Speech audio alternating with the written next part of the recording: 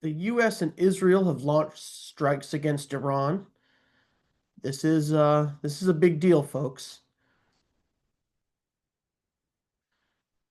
Um, Donald Trump unilaterally decided to do this morning.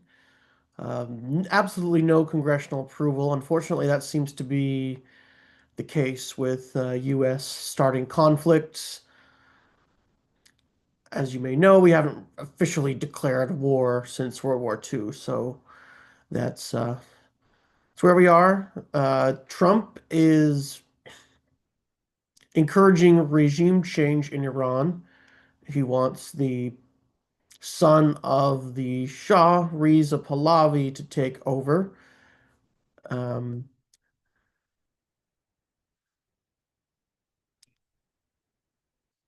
it really doesn't look good in terms of wrapping this conflict up. As those of you may know, throughout history, we tend to make things drag on, especially when we encourage regime change. If we're not assassinating Central and South American leaders, we're going to stay in the country for a super long time. And, just it doesn't take that. We don't even have to go back that far to look at what happened in Iraq and in Libya and Afghanistan, even, and Vietnam. Vietnam's probably, unfortunately, the biggest example of us coming in, starting to demand regime change and not getting it, so we end up staying for 17 years. And it causes countless lives. So this doesn't bode well for the future, unfortunately. Um, Iran has retaliated. Missiles have been launched at Israel and U.S. air bases in Qatar and the UAE and Bahrain, um, and Kuwait. Uh, there were missiles that were intercepted over Jordan. And there are also reports that Saudi Arabia also dealt with explosions there too. So, Iraq, US bases are on alert. Yeah, Donald Trump certainly wants to send the Middle East into an entire quagmire, as if the Middle East doesn't already have anything more to deal with, as if Israel especially doesn't already have enough on their plate. What with them killing innocent Gazan citizens. Um, they have to deal with this too.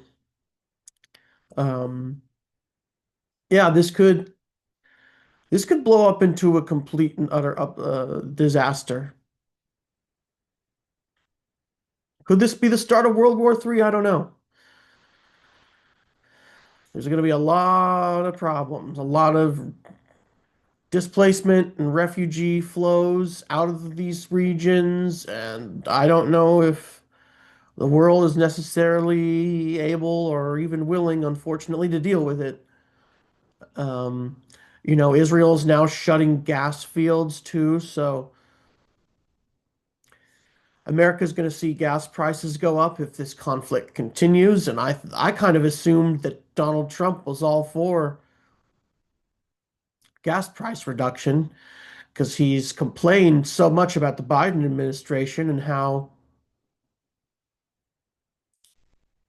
they've raised gas prices. So I don't really um, understand how that logic works. But again, Donald Trump isn't a logical person, so I guess I shouldn't expect it.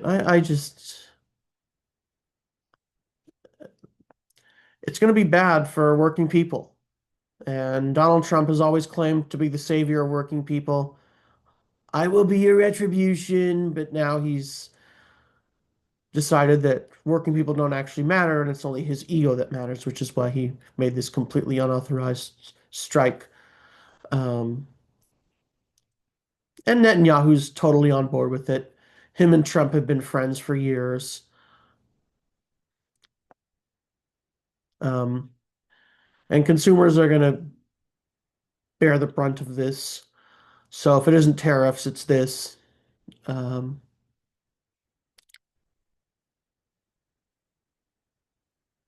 I just, I just don't understand, like it's always seemed to be okay that the United States disobeys international law, but when somebody else does it, it's just the end of the world. You've got the ICC, which unfortunately we haven't even signed on to, but I mean, we're still a member of the UN. There are supposed laws that we're supposed to follow, but apparently that's not important. And, you know, if Russia does something or if somebody else does something, we're the first to call them out. But if we do something, it's okay. And I think that's wrong. I think if the US wants to be the steward of the world that they claim to be, then they can't be running around making unauthorized strikes just to placate Trump's ego. Unfortunately, that is what Trump does. He needs to have his ego placated at the smallest possible slight. And Iran seems to be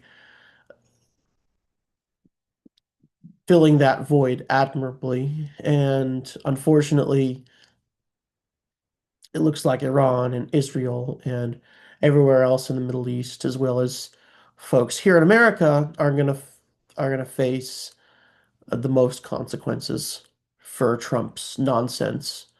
And it's really sad.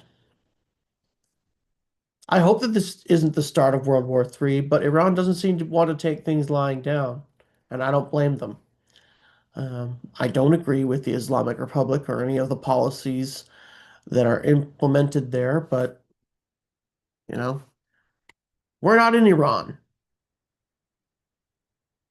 and it's time that we recognize it. Uh, we have our own issues to deal with here in America. It's time we leave well enough alone, but unfortunately, it doesn't seem like we're going to be doing that in Iran. Um, I